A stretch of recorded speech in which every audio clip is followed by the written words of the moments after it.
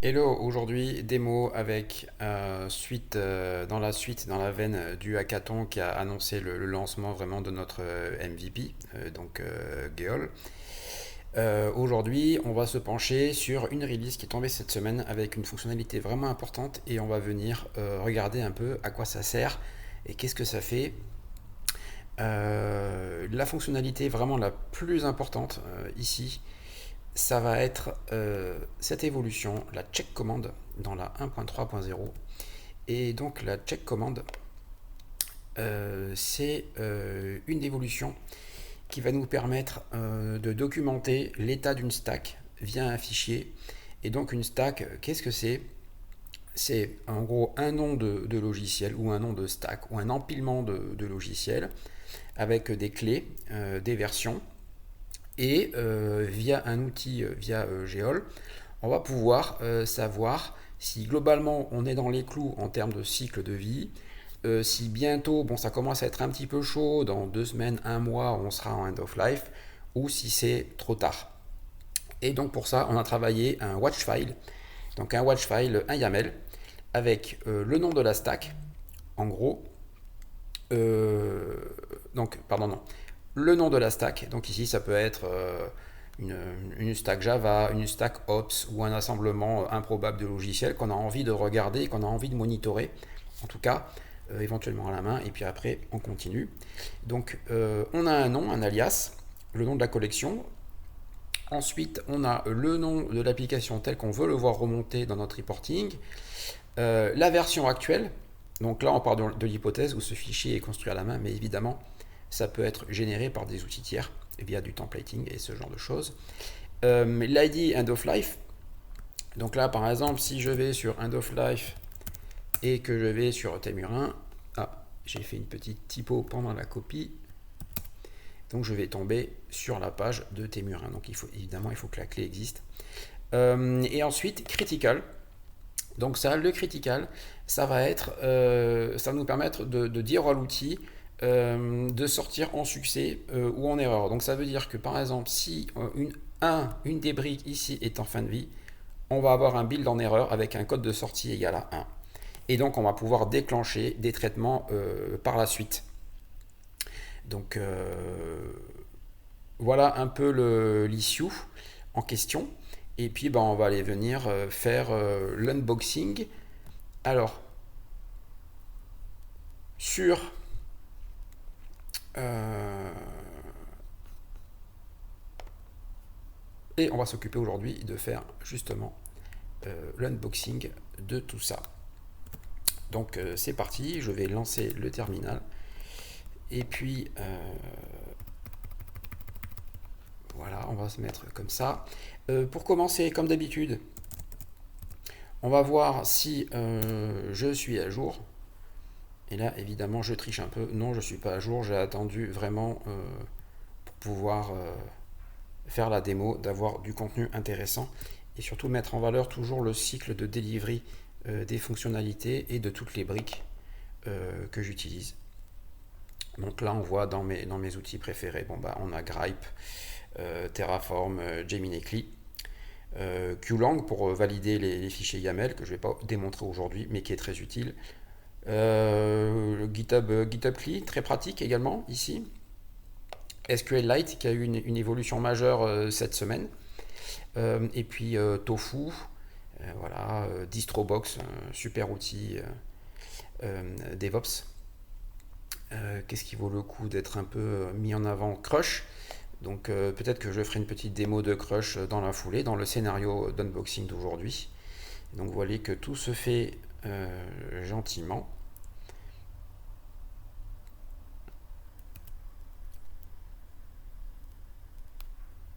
Donc vous voyez, c'est super confortable, hein.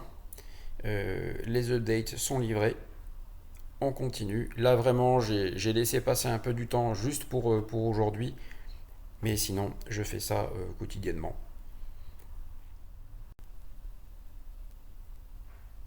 Et donc là, on arrive à la mise à jour de Geol, donc la version 1.3.0 qui arrive. Et ça y est. Donc là, on a fini, on est à jour complètement. Donc là, si je fais ma mise à jour, je vais être à jour sur Homebrew et surtout mes paquets gérés par Homebrew. Voilà. Ce que je vais faire, c'est que je vais mettre dans un répertoire. Et puis, voilà, on va se mettre dans un contexte de démo. Et hop là. Donc 1, 3, 0. Et on va aller voir un peu les commandes qui sont disponibles. Et donc on voit qu'on a la commande check qui est arrivée. Et on va voir un petit peu, donc analyse une stack à partir d'un fichier YAML et check le status de end of life de chaque composant. Donc là, je vais aller creuser un petit peu plus comment ça marche. Donc là, on voit que j'ai une aide qui est vraiment bien complète. Donc on récupère les cycles de vie, les informations, on les affiche. Et c'est super pratique pour identifier les logiciels ou middleware qui ne sont plus à jour dans une certaine stack. Et puis, donc on a une commande geol check init pour générer une stack d'exemples. Bon. Alors c'est ce qu'on va faire. Ok.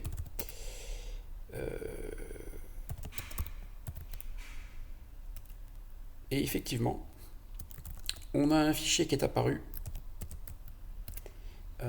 avec un exemple MySuperApp.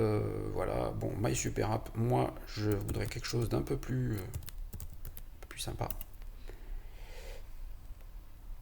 Et puis,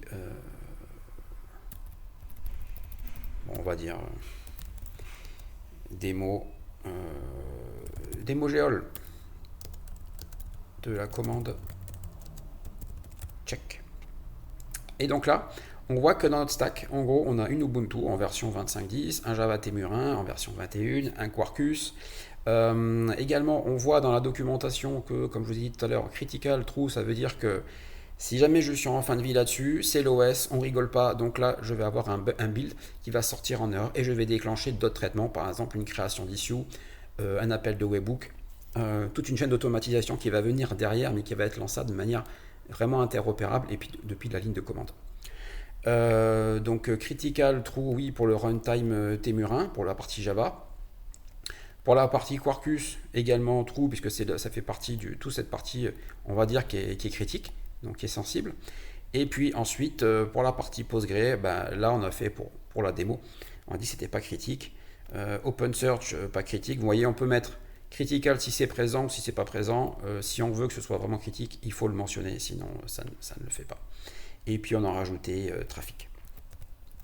Donc voilà, on a notre fichier, il est rempli.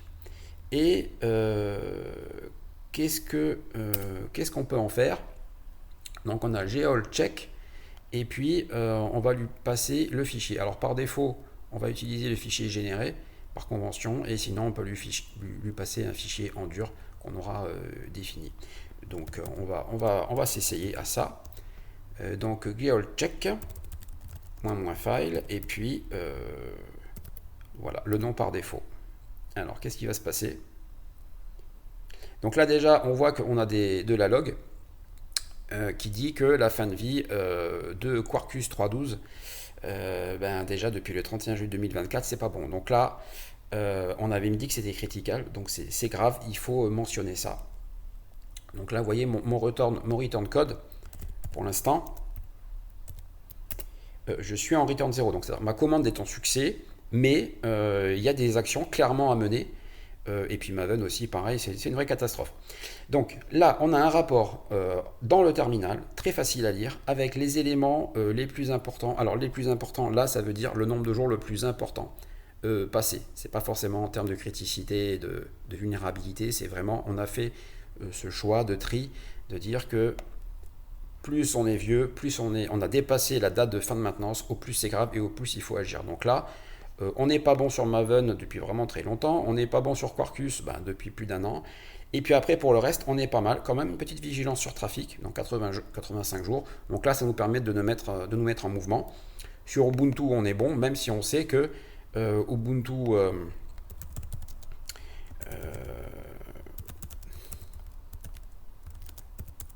dans le fichier on a une Ubuntu 25.10 mais on sait très bien que voilà, il y a une LTS, c'est la 2404, c'est pas la 2510. Donc déjà, on sait que là, on a fait un choix qui est pas terrible, terrible. En tout cas, ça va nous demander plus d'efforts pour la maintenance. Donc maintenant, je reviens sur ma sortie. Donc Postgre, on est très bien, on est en 14, voilà, tout est bon. Donc là déjà, on commence à être content. Mais si je voulais faire une issue pour se mettre en action, pour dire attention, là, on a un problème, ce qu'on va faire, c'est que report stack.md. Et là, on va aller regarder le Markdown, qui est un Markdown vraiment valide. Donc là, si je veux venir passer en édition sur ce Markdown, je vais pouvoir le visualiser et puis éventuellement l'enrichir. Vous voyez? Et donc là, je retrouve ma description de stack telle que j'étais intéressé pour la voir. Maintenant, si je suis dans un contexte de collaboration avec un système de tickets, eh bien, on va aller faire, on va se dire que le logiciel ou le système de collaboration d'équipe qu'on a est sur GitHub, par exemple. Je vais faire une issue, voilà, et puis, donc je vais reprendre la tradition, donc normalement shield, sécu de la stack, et puis voilà, attention, hein, on a des problèmes. Et là, qu'est-ce que je vais faire?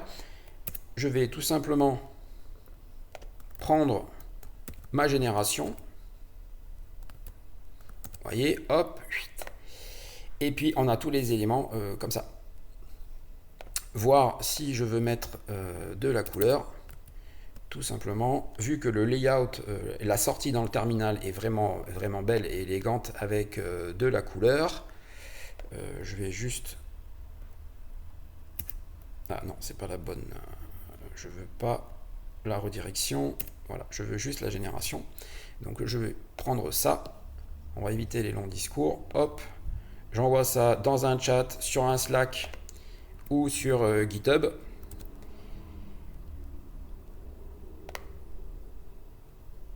Et voilà le job done. Donc là, vraiment, moi qui cherche, le but de ce produit Geol, c'est la productivité et la sécurité. Là, vraiment, on est dans les clous. Donc, on abandonne ça. Donc voilà. Là, on a généré ça. Déjà, on a fait un bon bond en avant. Et puis, si je veux versionner, évidemment, ce fichier sur la repo, libre à moi, c'est fait. Maintenant, vous avez dit que dans une chaîne de CI, par exemple, on voudrait, alors soit scheduler, soit par événement, on voudrait avoir un build qui fail. Et donc, là, on voit que dans les flags, voilà, dans les flags, on a un mode strict. Alors, sortir en erreur si jamais il y a un logiciel en fin de vie. Donc là, j'aime bien mettre les commandes longues, c'est plus facile à lire. Et là, on voit ici que mon terminal est en erreur. J'ai intercepté. Oups. Voilà, on est en code 1. Alors que si je ne suis pas en mode strict, je suis en vert. Donc on va juste faire un truc. Donc là, j'ai mon code, je suis OK. Vous voyez, dans le terminal, l'intégration est directement intégrée ici avec la petite flèche en vert.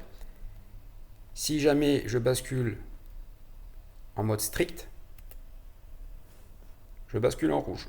Et donc ça, c'est captable par toute une autre chaîne de traitement qu'on peut déclencher. Donc voilà pour l'entrée en matière. Mais évidemment, on a fait des choix. Ce fichier YAML, quand on a commencé à en parler entre nous, on s'est dit oh ouais, mais des fois il y a des logiciels qui avancent super vite.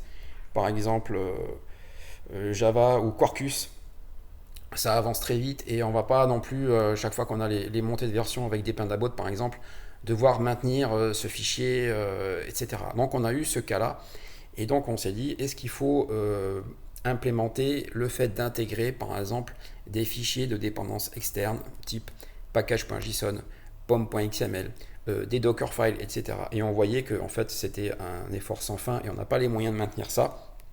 Donc là, on va partir plutôt sur une approche où on va implémenter des templates qui vont venir remplir par eux-mêmes ce fichier .geol.yaml, et puis pourquoi pas le faire avec de la CI, et ainsi on n'a plus besoin de maintenir.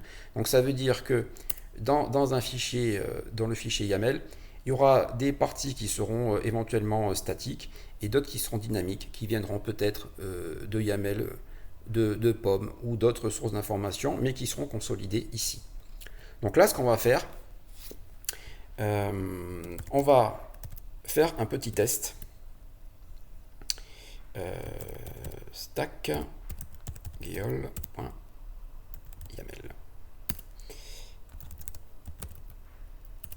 Voilà.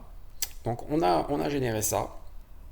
Et puis ce qu'on va faire, c'est que on va dire que geol c'est fait en Go. Donc est-ce qu'on a des cycles de vie? Donc oui, le projet Go existe en termes de end of life, et puis on voit qu'on a des versions qui sont supportées et d'autres qui sont en fin de vie. Donc ce qu'on va faire, on va implémenter ça. Alors, c'est parti.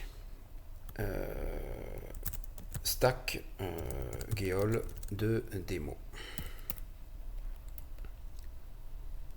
Donc là, on va dire qu'on dépend que de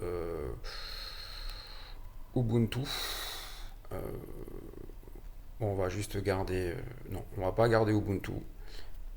On va juste dire que c'est le Go. Et puis... ah, j'ai oublié, qu'est-ce qu'il y avait comme version de Go? On va dire qu'on est en 1.23.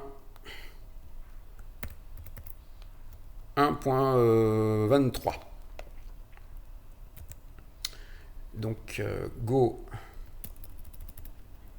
1.23. L'ID sur End of Life, c'est Go. Et on va dire que c'est critique. Et puis on va dire que cette application, elle est super simple et il n'y a que ça. Donc je vais enlever le reste. Voilà. Donc là déjà, on a un fichier de stack et on va voir ce que ça donne. Donc là, on reprend la commande check file, et donc là, on est en fin de vie depuis 87 jours. Donc ça match hein, les informations qu'on avait de l'autre côté. Et on va dire qu'on veut que le build plante. Ok, donc là maintenant on a un build qui plante. Également maintenant ce qu'on va faire, c'est que on va venir injecter du code directement. Et oui, vous voyez un peu la logique. Et on va faire un template. Et on va venir injecter la version de Go depuis un source code existant. Donc on va essayer de le faire. Et on va le faire avec Gemini en direct pour voir si ça marche. En gros, la logique, elle est simple. C'est que dans un template, on va dire ici que la version de Go, elle vient d'ailleurs. Et puis il faudra que on récupère une version d'un autre endroit et qu'on vienne l'injecter ici. Voilà un peu la logique. Et on va le faire sans coder. On va voir si Gemini s'en sort. Je vais enlever le fichier historique. Voilà. Donc là maintenant on n'a plus qu'un seul fichier. Je vais aussi enlever ça. Donc voilà, on n'a plus qu'un seul fichier. Hein. Il n'y a pas de... il n'y a rien d'autre. Et puis on va mettre On va mettre Gemini au boulot. Et on va voir si on arrive à s'en sortir du premier coup. Je veux injecter de manière dynamique la version de Go dans le fichier. Voilà.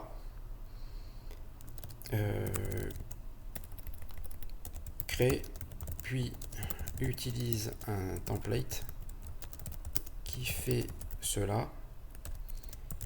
En entrée, tu prendras le code source de OPT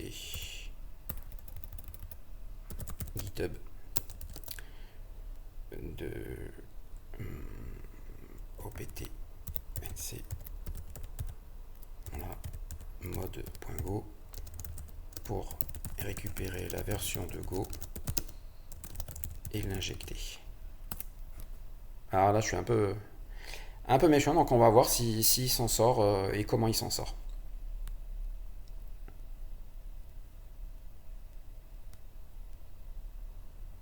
Donc là, ce qu'on fait avec Go, je l'ai fait avec Go, on peut le faire avec Java, et on peut comme ça injecter plein de choses qui viennent de plein d'endroits différents, et c'est à discrétion du développeur. Je vais écrire un script shell qui servira de modèle pour récupérer la version de Go depuis le fichier de dépôt. Voilà. Alors, sed, ok, j'ai fait JStackFile était mis à jour avec succès. On va voir. Et en même temps,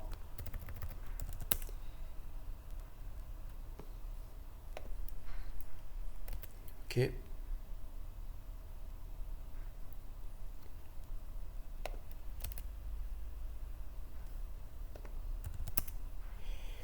Alors, qu'est-ce que ça dit? 1.25.3. Donc là, il a modifié mon fichier. Clairement, il est allé récupérer ce qu'on avait auparavant. Clairement, est-ce que j'ai mon historique? Non. Alors, juste pour montrer. Donc c'est vraiment rigolo. Donc là, il a réussi du premier coup. Hein. Voilà. Donc il est allé regarder ici. Il est allé regarder ici. Et il est allé regarder ici. Donc là, c'est ce qu'il a fait. Et il l'a récupéré. Donc, c'est bien. Mais tu n'es pas passé. C'est pas un fichier de template. Je veux garder fichier de template. Et que tu génères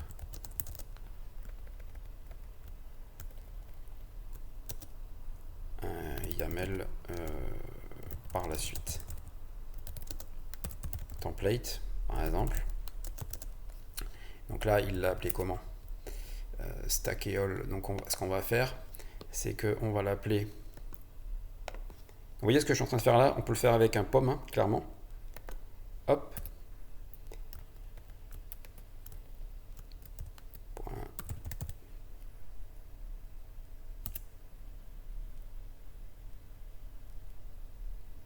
On va voir.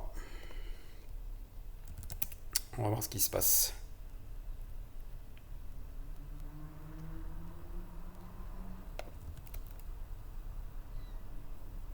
Donc pour l'instant, il réfléchit à comment il va faire le template.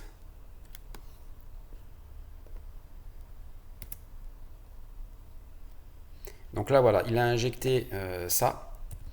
Donc là, déjà, ça commence à bien prendre forme. Donc si je regarde stackgeol.template, donc là, on a mis le placeholder Go version. Donc là, ça devient vraiment intéressant. Et puis, ensuite, on va lui permettre de faire ça.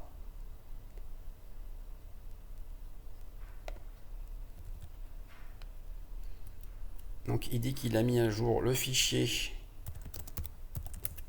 le YAML. Effectivement, il vient juste de le mettre à jour. Et si je fais ça, on a bien injecté. Et si je fais ça, j'ai bien mon template. Donc là, ça y est, j'ai une chaîne complète. Et si je check,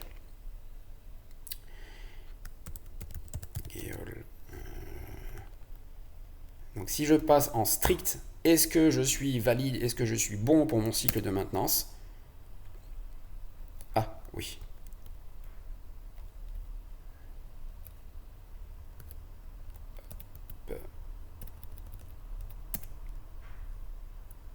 Euh, 1.25. Ah, ça, je crois savoir ce que c'est. Donc là,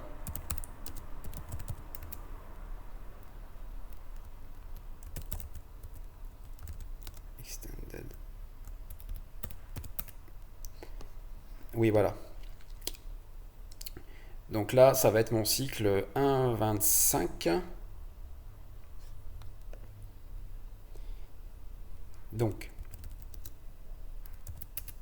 on va aller regarder tout ça de plus près. Donc là, mon template, j'injecte ma version Go. Et ici, j'ai mon produit Go avec mon ID comme ça.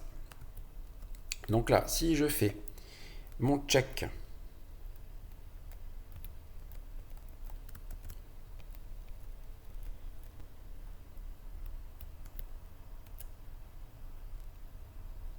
.25.3.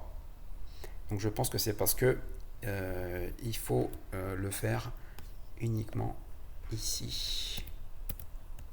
On va tenter ça à la main. Et voilà. Donc là, il faut que je patch pour Go. Ne récupère que, par exemple, 1.25 et non pas 1.25.3. Ça, c'est par rapport à des problèmes, c'est que tous les produits n'ont pas les mêmes cycles de vie, et ils ne respectent pas tous des versions sémantiques. C'est le cas de Go, mais on ne peut pas faire ça en général. Donc là, ce qu'on va faire, c'est qu'on va contourner. On ne récupère par exemple que 1.25 et non pas 1.25.3.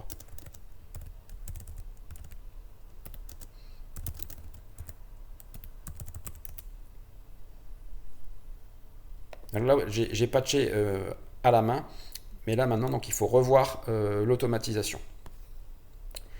Donc voilà.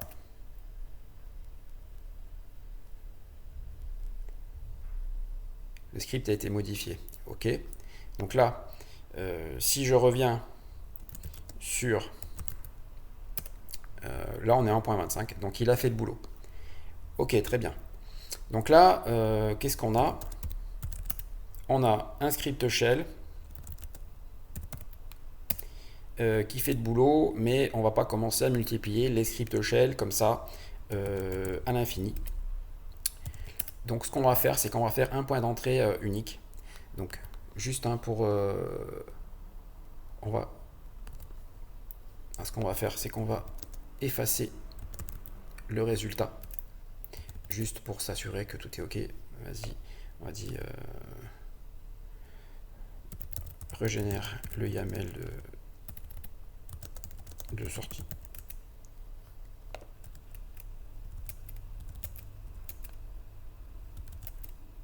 On va voir, on va être sûr que tout marche bien.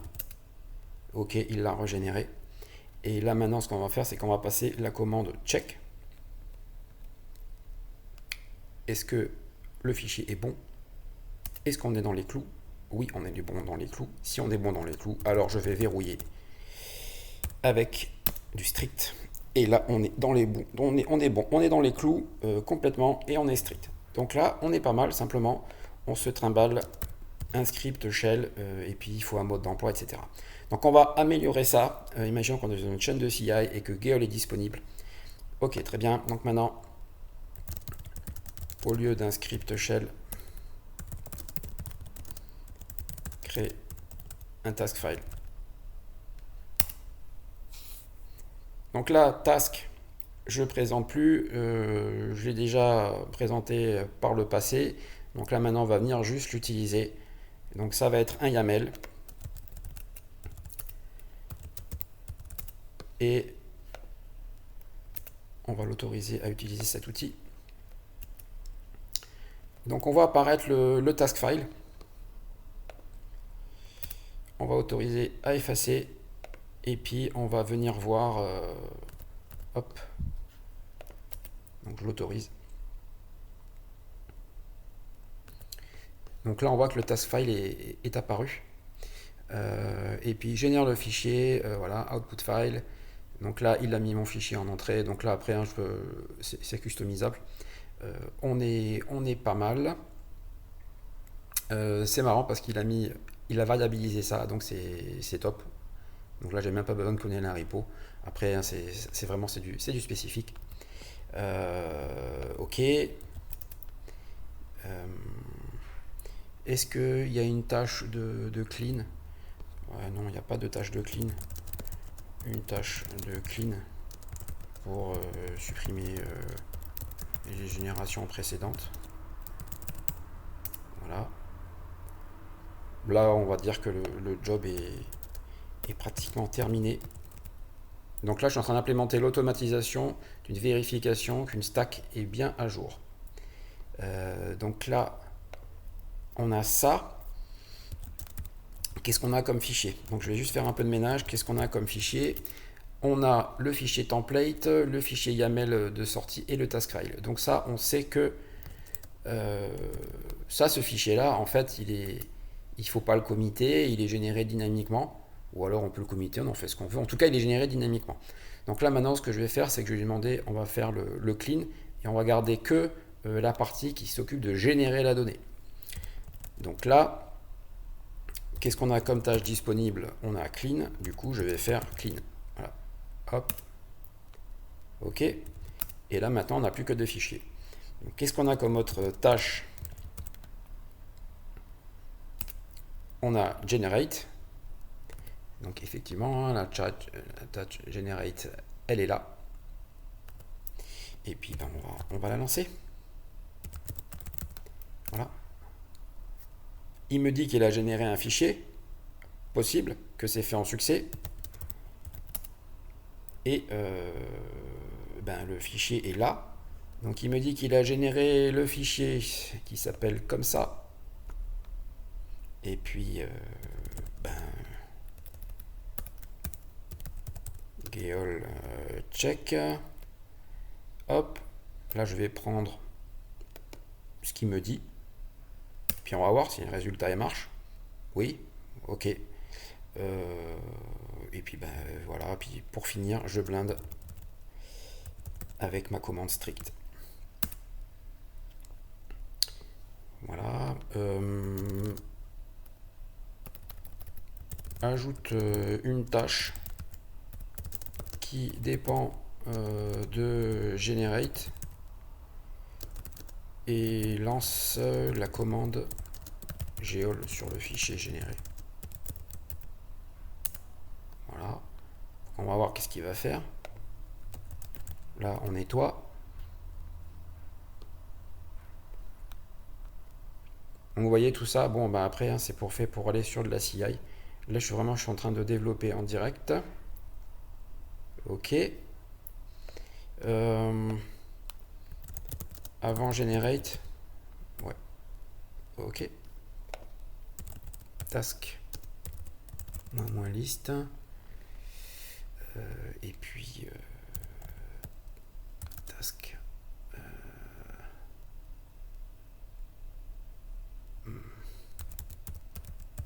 Alors run geol, on va voir comment il l'a fait. Donc il lance la commande geol sur le fichier généré, hein, donc tout est variabilisé et il dépend de generate. Donc d'abord il va lancer la génération et ensuite il va faire son reporting. Avant de lancer generate, toujours exécuter clean. Donc là, generate, il n'a pas de dépendance. Moi ce que je veux c'est qu'il vienne nettoyer avant, comme ça je veux vraiment être sûr de mon coup. Donc là, on va venir se mettre ici et on va voir la dépendance sur generate. Et hop, là on voit qu'il vient de rajouter clean. Donc Et puis, ben maintenant je vais lancer. Donc, qu'est-ce qu'on a comme tâche? Voilà. Et puis je vais lancer run geol.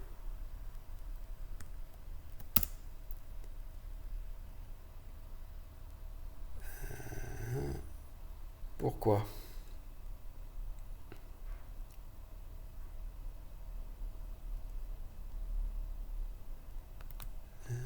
Pourquoi?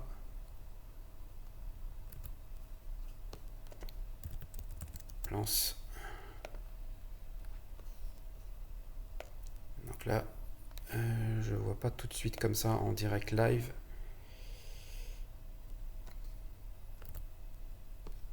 Ah oui, il a... On va voir s'il arrive à patcher. Donc là, il a pas mis la bonne commande.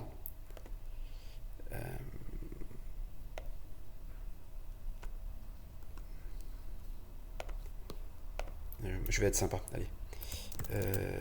C'est pas la bonne commande. Voilà la commande geol. Non, je vais pas être sympa avec lui. Allez, c'est pas la bonne commande geol. Regarde comment utiliser la commande geol check.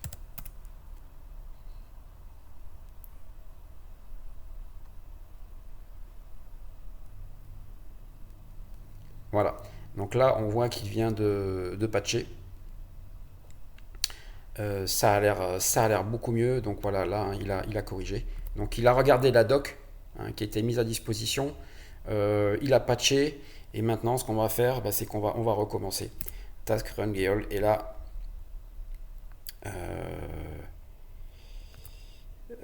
output file.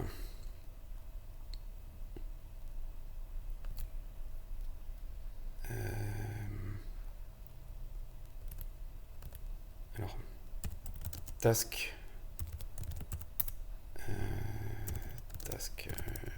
generate.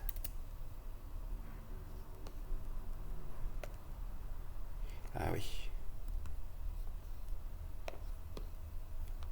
Je vais lui faire régénérer le message d'erreur. Bien, tu n'as pas utilisé le bon nom de fichier. Pas utilisé le bon nom de fichier à checker. Utilise celui que tu as généré.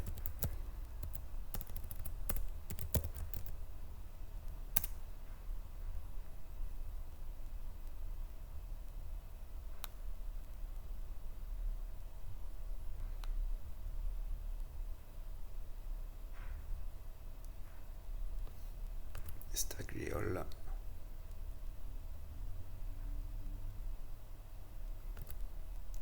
Ok. Et bien maintenant on va relancer. Hein. On va voir.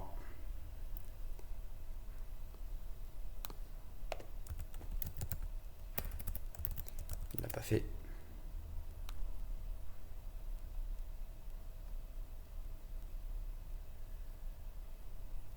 Voilà, donc là il va avoir lui-même sa propre erreur.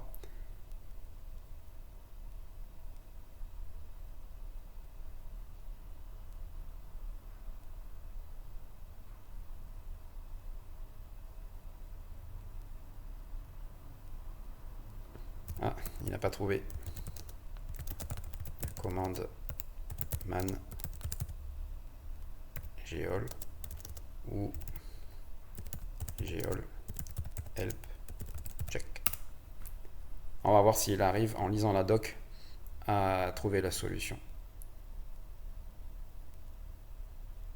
Il faut qu'il trouve la solution tout seul. Donc ça c'est un test pour la qualité de notre documentation. Là on voit très bien ce qui manque. Hein. On va voir dans son raisonnement s'il arrive avec la documentation à apprendre à utiliser ça correctement. Il prend l'option help check qui est l'option spécifique de la commande check. Donc là il va voir que les options qui sont liées à cette commande là. Donc ça c'est un choix qui est malin. Il va tomber sur l'option file. Voilà, le flag -file pour spécifier le fichier. Il va corriger le task file. Donc on va voir. Voilà, là il met l'option. Et là, il fait le test. On voit la sortie qu'il interprète en sortie. Donc là, ça commence à sentir le succès en vibe coding autour de Geol et avec Gemini.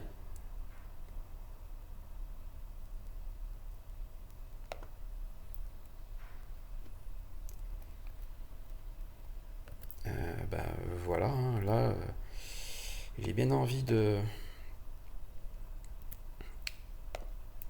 lancer. Et là, ça y est, ça a marché du premier coup.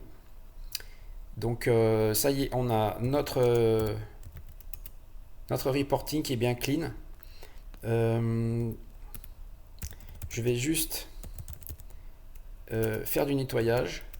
Voilà, donc là on a le template, le task file, on a tout ça. Et maintenant,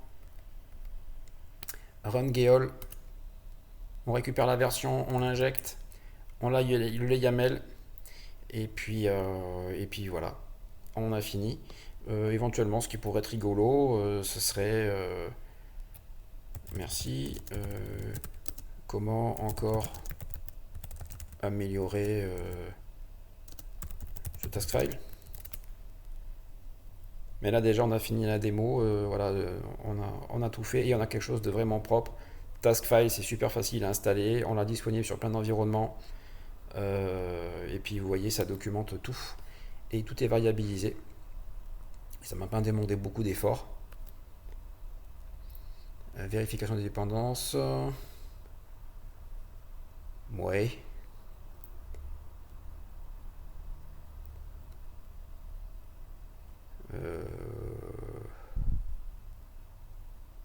Bien intuitif, task check pour la même chose que task run GL. Améliorer des échos, ok.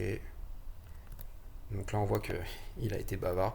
Donc là après hein, c'est le boulot de développeur de versionner et de voir. Et puis